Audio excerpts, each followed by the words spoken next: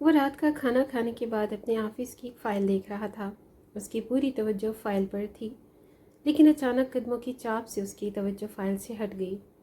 سامنے اس کی وہی حد سے زیادہ سمجھدار ذہین زوجہ محترمہ کھڑی تھی۔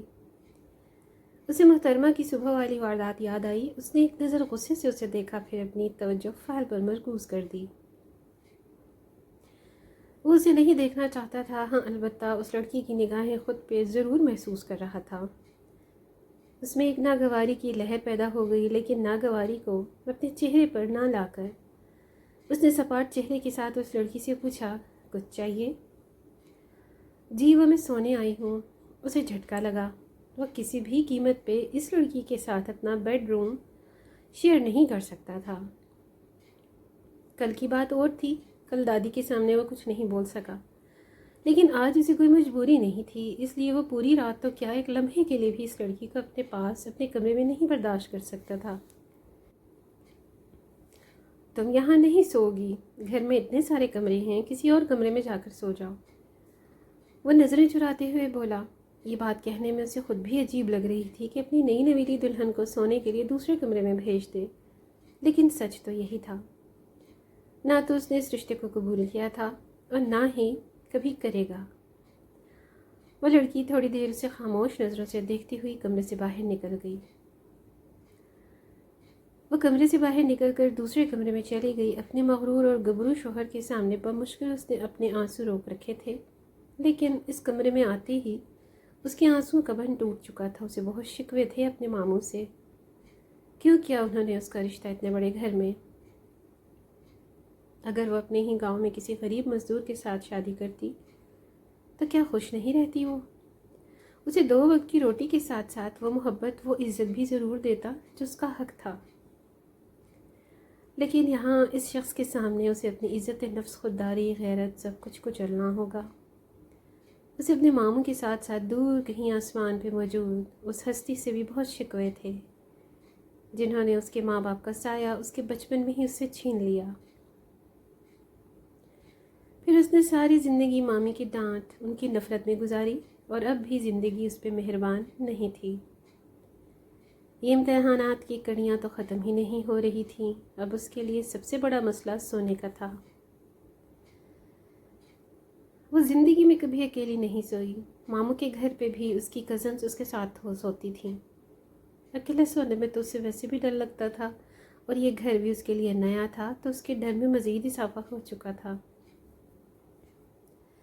اس کا پڑھا لکھا شوہر جس نے اسے کمرے سے باہر نکال دیا تھا، اس نے کیا ایک بار بھی سوچا کہ اس کی بیوی کو اکیلے کمرے میں سوتے ہوئے کتنی گھبراہٹ ہو سکتی ہے؟ کیا اس نے سوچا وہ اکیلی کیسے سوئے گی؟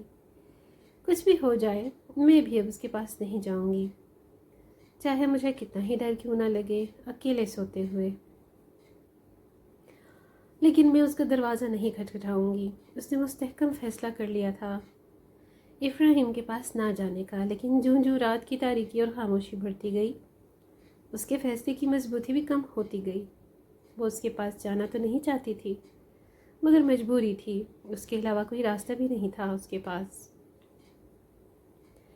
اسے اپنے آپ پہ پہلی بار اتنی شدت سے ترس آیا، مجبوری کیا ہوتی ہے اور مجبوری میں انسان کتنا مجبور ہو جاتا ہے، یہ وہ اچھے سے سمجھ چکی تھی۔ وہ یوں ہی لیٹے لیٹے چھت کو گھور رہا تھا۔ زندگی کس قدر الجھی ہوئی تھی، کہاں آ کر وہ پھنس چکا تھا۔ زندگی میں کب کہاں اس نے ایسی غلطی کر دی جس کی اسے یہ سزا ملی؟ دروازے پہ کوئی زور زور سے دستک دے رہا تھا۔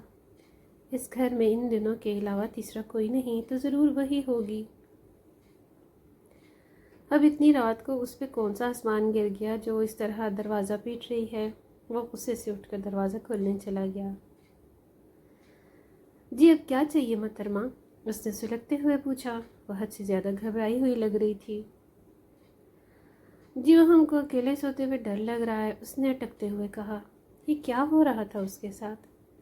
اس کا جی چاہا وہ غصے سے رو دے، اب کیا کرے؟ دادی جو اتنی بڑی ذمہ داری اس پہ سونپ گئی تھی، اس کا وہ کیا کرے؟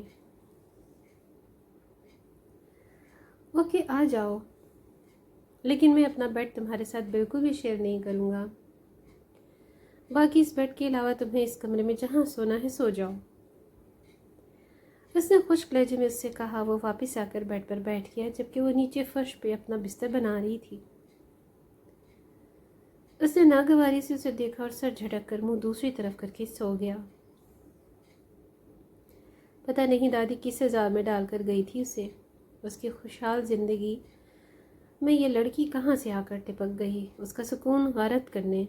कहाँ वो दिन थे जब कॉलेज की लड़कियां उस पर जान छिड़कती थी। उसकी आवाज़ सुनने के लिए लड़कियों की लाइन लगी रहती थी। ऑफिस में भी कई लड़कियां उससे अपनी पसंदीदगी का इजहार कर चुकी थीं, लेकिन वो यहाँ कहाँ आकर फंस गया। उसका दिल चाहा अभी उसे इस कमरे से तो क्या इस घर के साथ साथ अपनी ज़िंदगी से भी निकाल दे, लेकिन वो चाहकर भी ऐसा नहीं कर सकता था।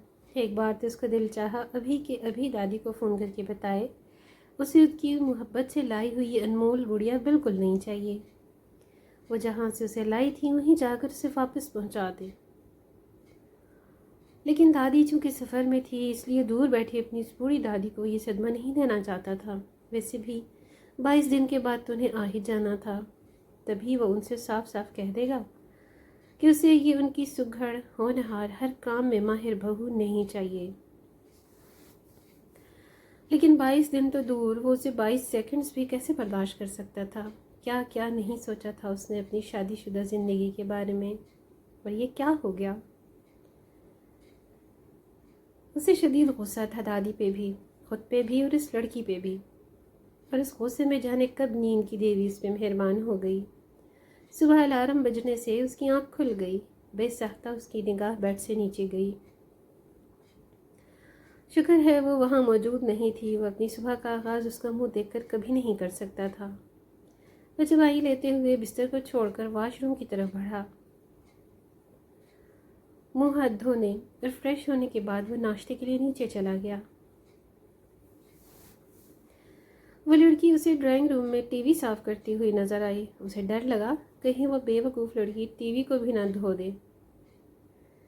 वह किचन में चला गया जबकि उस लड़की की नज़रें खुद पे महसूस कर सकता था। वो किचन में टेबल पे उसकी जोजा मोहतरमा ने पहले आमलेट और दूध का गिलास तैयार कर रखा था, और किचन की हालत देखकर ऐसा लग रहा था जैसे दादी की हर काम में माहिर बहू ने बड़ी मुशक्क़त के बाद ये नाश्ता बनाया, और वो भी कोई ख़ास नहीं था।